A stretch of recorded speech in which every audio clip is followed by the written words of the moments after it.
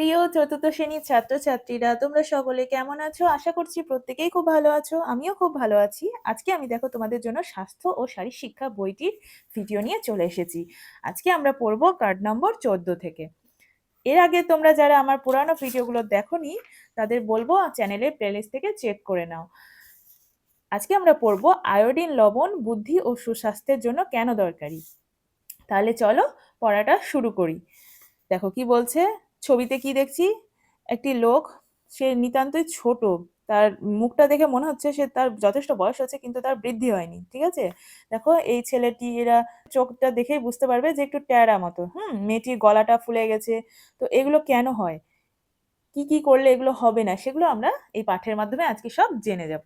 দেখো কি বলছে, সঠিক বৃদ্ধি হয় না তো তার, বুদ্ধিও লোপ পায়, পড়াশোনাতেও পিছিয়ে এসে পড়ে, বলা কথা ভুলে যায়। দেখো বলছে যে যাদের এই রোগগুলো হয় আয়োডিনের অভাবে, তাদের সঠিক বৃদ্ধি হবে না, সঠিক ডেভেলপমেন্ট হবে না, ঠিক আছে, হাইট বাড়বে না, এবং তাদের বুদ্ধিও বাড়বে না, বুদ্ধির লোপ হবে, কমবে, পড়াশোনাতে সে সবার থেকে পিছিয়ে থাকবে, এবং যাকে কোনো কথা বললে সে সেগুলো সঠিকভাবে মনে রাখতে পারবে না, ভুলে যাবে। তাহলে আয়োডিন কি আমরা জেনে নিই। আয়োডিন হচ্ছে একটি প্রাকৃতিক উপাদান। এই পুষ্টি উপাদান প্রত্যেকের জন্যই খুবই আবশ্যক ও অত্যন্ত জরুরি। মাটি ও সমুদ্র থেকে প্রাকৃতিক আয়োডিন পাওয়া যায়। তাহলে এটা ভালো করে 2-4 বার পড়ে নেবে তোমরা যে আয়োডিন কি। আয়োডিন হচ্ছে একটি প্রাকৃতিক উপাদান, এটা প্রত্যেকের জন্য খুব দরকারি, এবং এটা কোথা থেকে পাওয়া যাবে? মাটি ও সমুদ্রের থেকে প্রাকৃতিক আয়োডিন পাওয়া যাবে। আয়োডিন কেন দরকার হয়, কেন দরকার হবে? পড়াশোনাতে ভালো ফল করার জন্য, চনমনে থাকার জন্য, সঠিক বৃদ্ধি হবে, এবং উন্নত বুদ্ধির জন্য, চটপটে স্মার্ট হবে এবং সচেতন। আয়োডিন কতটা পরিমাণে দরকার? একজন পূর্ণবয়স্ক, মানে একজন প্রাপ্তবয়স্ক মানুষের কি প্রতিদিনে গড় প্রয়োজন মাত্র 150 মাইক্রোগ্রাম। সারা জীবনে একজন মানুষের দরকার হয় 1 চামচ আয়োডিন। একজনের সারা দিনে 1 চিমটি আয়োডিনযুক্ত লবণ প্রয়োজন। আয়োডিনের অভাবে শিশুদের কি কি ক্ষতি হয় আমরা এবার জেনে নেব। বুদ্ধির বিকাশ কম হয়, ঝিমিয়ে থাকা, পড়াশোনায় পিছিয়ে পড়া, কথা বলার অক্ষমতা, কানে শোনার দোষ, টেরা চোখ, সচেতনতার অভাব, গলগণ্ড রোগ। আয়োডিনের অভাবে যে মেন রোগটা দেখা যায়, গলগণ্ড রোগ বা গয়টার রোগ, মানে গলাটা দেখবে ফুলে যায়, অনেকে তুমি রাস্তাঘাটে লক্ষ্য করবে, ঠিক আছে, ওটা হচ্ছে আয়োডিনের অভাবে হয় তাদের গলগণ্ড রোগ বা গয়টার রোগ। তো শিশুদের আয়োডিনের অভাব দেখা যায়, তাহলে কি হবে তার? সে ঝিমিয়ে থাকবে, পড়াশোনায় মনোযোগী হতে পারবে না, হ্যাঁ, দুর্বল দেখাবে তাকে। তো এই রোগগুলো হয়, তোমরা পড়বে, ঠিক আছে। সে পড়াশোনাতে সবার থেকে পিছিয়ে থাকবে ক্লাসে। তো তাহলে কি করে আমরা এই রোগ দূর করব? রোজ আয়োডিনযুক্ত লবণের ব্যবহারই আয়োডিনের অভাবজনিত ক্ষতি দূর করতে পারে। আয়োডিনযুক্ত লবণ খেতে হবে আমাদের, ঠিক আছে। আয়োডিনের লবণ কি করে চিনবে তোমরা? আয়োডিনযুক্ত লবণ কেনার সময় হাসি মুখ, সূর্যের চিহ্ন দেখে নিতে হবে।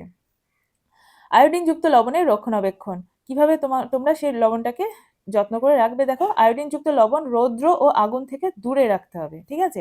লবণ পাত্রের মুখ সর্বদা বন্ধ রাখতে হবে। আচ্ছা, রান্না শেষে ঠান্ডা খাবারে লবণ মেশানো উচিত। কি বলছে দেখো, হঠাৎ কোনো দুর্ঘটনা কিংবা অসুস্থতায় সঙ্গে সঙ্গে ডাক্তার পাওয়া কঠিন হয়ে যায়। আহত বা অসুস্থ সেই ব্যক্তির দরকারে প্রাথমিক এক চিকিৎসা সে তখন পেতেই পারে।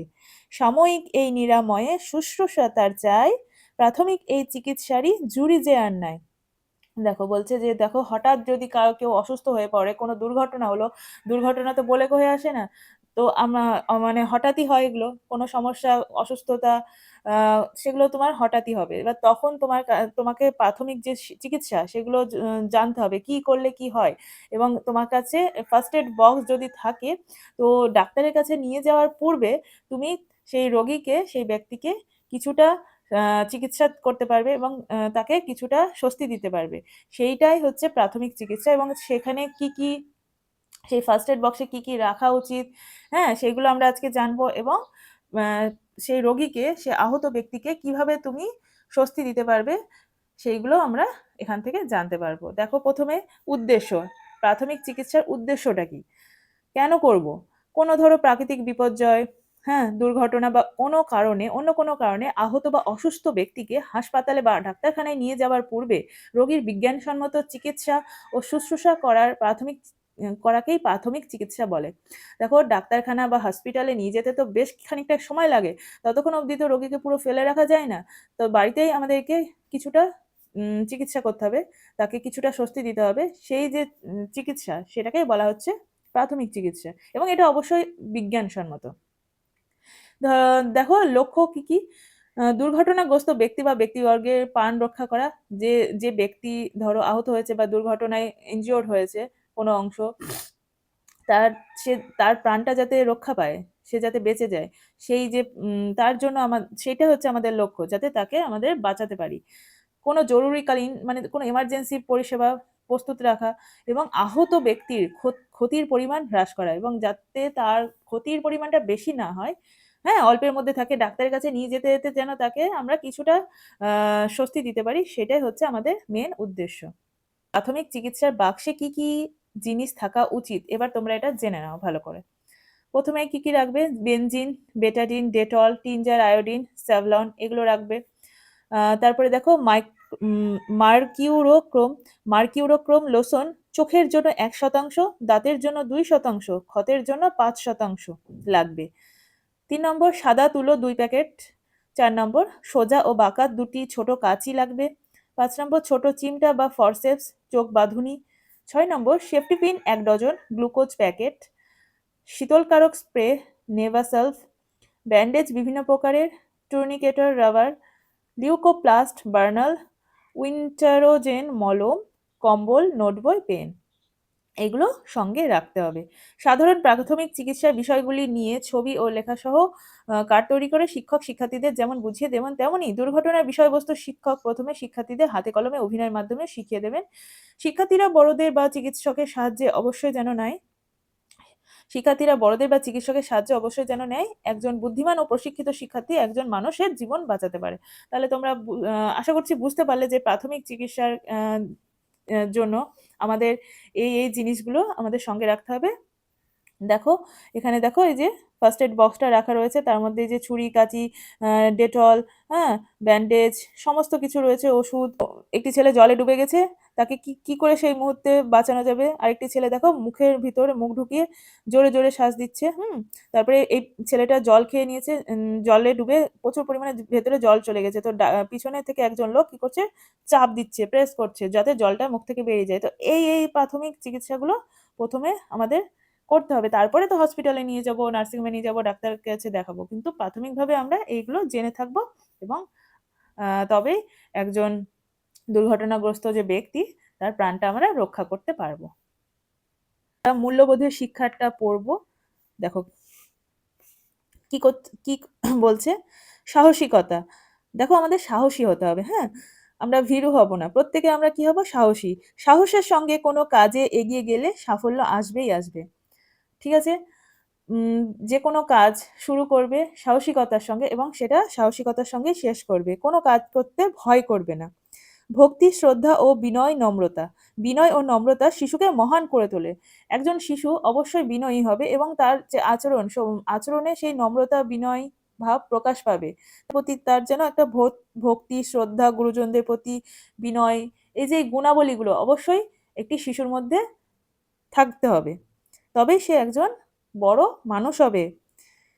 উদ্যম ও পরিশ্রম। দেখো উদ্যম ও পরিশ্রম সাফল্যের জননী। জননী মানে কি? জননী মানে মা। বলছে যে আমাদের প্রত্যেককে উদ্যমী হতে হবে, পরিশ্রম করতে হবে। দেখো তোমরা এখন প্রত্যেকেই ছাত্রছাত্রী, তাই তো? তোমরা এখন খুব ভালো করে মন দিয়ে পরিশ্রম করবে, প্রচুর প্রচুর পরিশ্রম করবে, ভালো করে পড়াশোনা করবে। তাহলে কি হবে, তোমরা তোমরা একদিন সফল হবে, ভালো রেজাল্ট করতে পারবে, অনেক বড় হবে, ঠিক আছে, সমাজে একজন প্রতিষ্ঠিত হতে পারবে, চাকরি করবে। তো তার জন্য তোমাদেরকে এখন থেকেই উদ্যমী হতে হবে, ঠিক আছে? তোমরা লেজি হয়ে বসে থাকবে না, বা সারাদিন ফোন বা টিভি দেখবে না, ঠিক আছে? তাহলে তোমাদের যে হ্যাবিট নষ্ট হয়ে যাবে। তা তোমরা এখন থেকেই ভালো করে মন দিয়ে অত্যন্ত পরিশ্রম করে পড়াশোনা করবে। তোমাদের এখন লেখাপড়াটাই কাজ, সেই কাজটাই তোমাদেরকে ভালো করে উদ্যমী হয়ে করতে হবে, তবেই তোমরা সফল হতে পারবে, এটাই বলছে। তারপরে কি বলছে, বিবেক। বিবেকবান ও অনুভূতিপ্রবণ শিশু নিঃসন্দেহে চরিত্রবান। দেখো আমাদের প্রত্যেকের মধ্যে এই বিবেক রয়েছে, তো সেই যে বিবেকবান এবং অনুভূতিপ্রবণ যে শিশু, সে একজন হচ্ছে মানে ভালো শিশু, একদম চরিত্রবান, তার চরিত্র নিঃসন্দেহে ভালো। সৎসঙ্গ অভিলাষী। মানে কি সৎসঙ্গ মানে কি ভালো সঙ্গ, তুমি যাদের সঙ্গে মিশছো তারা সেই বন্ধুরাও যেন ভালো হয়, সৎ হয়, অনেস্ট হয়, ঠিক আছে, সৎ শিক্ষার্থীদের সঙ্গে থাকলে সৎ মনোভাবাপন্ন হয়। দেখো তুমি যাদের সঙ্গে মিশছো তারা যদি ধরো আহ পড়াশোনা না করে শুধু খেলে বেড়ায় বা তারা খারাপ খারাপ কথা বলে, তাদের সাথে মিশলে আস্তে আস্তে তুমিও খারাপ হয়ে যাবে। সেজন্য সবসময় দেখবে যে তোমার যারা বন্ধুরা তারাও যেন ভালো হয়, সৎ হয়, তারাও যেন গুড হয়, গুড বয় আর গুড গার্ল হয়, ঠিক আছে। তাদের সাথে মিশলে তুমিও তাদের সাথে মিশতে মিশতে তুমিও অনুপ্রেরণা পাবে এবং তুমিও ভালো ভালো কাজ করতে চাইবে। এবং ইচ্ছা, অনুসন্ধিৎসার মানসিকতা সাফল্যের মূল চাবিকাঠি। অনুসন্ধিৎসা মানে কি, কোনো কিছু জানার ইচ্ছা, এটা কি, এটা কেন হলো, এটা কি করে হয়েছে, এই যে কিউরিওসিটি, জানার যে একটা ইচ্ছা, সেটা তোমাদেরকে সাফল্যের কাছে এগিয়ে নিয়ে যাবে। যে কোনো কিছু পাঠে, ধরো কোনো একটা নতুন পড়া পড়ছো, তোমরা প্রশ্ন করবে যে এটা কেন হলো, কি জন্য হচ্ছে, এই যে জানার যে মানসিকতা, এইটা সবসময়তে রাখবে। সাফল্যের ত্যাগ, ত্যাগেই মহত্ব, ত্যাগে আছে আনন্দ। শালীনতা বোধ, চরিত্রবান হতে হলে ভদ্রতা রেখে কথা বলতে হয়। তোমরা অবশ্যই যখন কারোর সাথে কথা বলবে তখন তোমরা তোমাদের কথাতে যেন নম্রতা ভদ্রতা বজায় থাকে সেভাবে কথা বলবে। ধৈর্যশীলরা কোথাও কোনোদিন পরাজিত হয় না। আর তোমাদের অবশ্যই ধৈর্যশীল হতে হবে, অধৈর্য হলে হবে না। যে কোনো কাজই ধৈর্য রেখে করতে হবে, তবে তোমরা নিশ্চয়ই একদিন জয়ী হবে। শিষ্টাচার, ভদ্রতা নম্রতা শিষ্টাচার দ্বারা চরিত্র সংশোধন হয়। দেখো আমাদের যা বলছি, ভদ্র হতে হবে এবং নম্রতা থাকতে হবে, শিষ্টাচার, এটা আদর্শ নিয়ম কানুন, যেটা সেই সমাজের নিয়ম কানুন, যে বিষয়গুলো, সেগুলো আমাদের সবকিছু মেনে চলতে হবে। স্কুলে যাব আমরা, স্কুলে গিয়ে ভালো করে পড়াশোনা করব, টিচারদের কথা মেনে চলবো, একটা যেন আমাদের আচরণেই এই ভদ্রতা নম্রতা শিষ্টাচার এগুলো প্রকাশ পায়। তাহলে আমরা একজন, মানে আমাদের চরিত্র আমাদের আচরণ ভালো হবে। শৃঙ্খলাবোধ মানে কি, ডিসিপ্লিনড। দেখো ছোট থেকে আমাদেরকে ডিসিপ্লিনড হতে হবে। আমরা পড়াশোনা করছি, তো আমাদের যে আচরণ সকাল থেকে রাত অবধি যেন একটা নির্দিষ্ট রুটিনে চলে। খাওয়ার সময় আমরা ঠিক করে খাবো, পড়াশোনায় পড়বো, হ্যাঁ, ঘুমানোর সময় ঘুমোবো। তো এই যে একটা রুটিন, একটা যে ডিসিপ্লিনড ওয়েতে সকাল থেকে রাত অবধি, সেটা আমাদেরকে বজায় রাখতে হবে। আত্মসংযম মনের মধ্যে একাগ্রতা আনে। দেখো তোমরা আত্মসংযম বলতে বলতে চাইছে যে, দেখো কোনো একটা কাজ, আহ ধরো তোমরা এখন ছাত্রছাত্রী, তোমাদের আত্মসংযমী হতে হবে।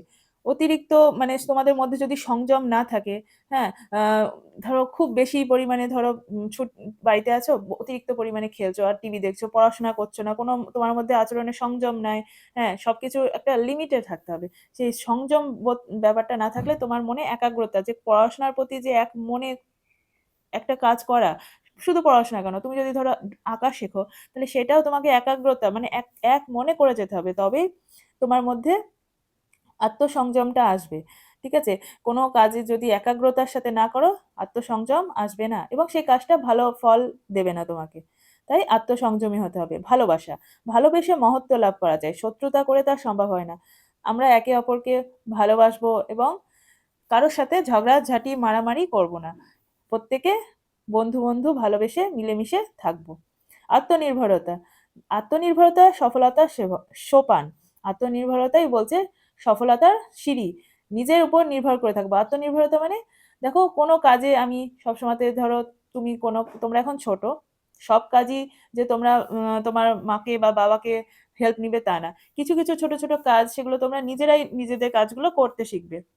যেমন ধরো পড়াশোনা করলে, পড়াশোনা করার পর বই খাতা নিজেরা, নিজের টেবিলটা গুছিয়ে নিলে, জামা নিজেরাই পরলে, ঠিক আছে, খাবার দাবার নিজেরা করবে। তো এই ছোট ছোট কাজগুলো নিজেরা এখন থেকে করবে, তাহলে দেখবে তোমরা আত্মনির্ভরশীল হয়ে উঠছো। সব কাজে বাবা মার সাহায্য নিতে হবে না, আত্মনির্ভর হয়ে উঠতে হবে।